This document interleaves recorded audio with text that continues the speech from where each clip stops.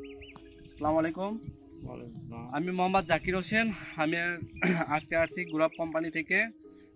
আমাদের অন্য একটি প্রজেক্ট পাতাকপি ফিল্ড আজকে পরিদর্শন করতে আসছি আমরা। তো আমরা পাতাকপির পরিদর্শনে আসা যিনি দায়িত্বে আছেন আমাদের খালেক ভাই। তো চলুন আমরা ওনার সঙ্গে কথা বলতে আসি। আসসালামু আলাইকুম খালেক ভাই, ভালো আছেন? আলহামদুলিল্লাহ ভালো। তো আপনার এই পাতাকপির প্রজেক্ট এটা কতটুক জমির ওপর আপনি চাষ করেছেন? এটা জমি হচ্ছে 24 শতক। 24 শতক। 24 শতক জমিতে আপনি পাতাকপি চাষ করেছেন। তো আমাদের গুলাব কোম্পানি থেকে এই পাতাকপির ওপরে আপনি কি কি পেয়েছিলেন?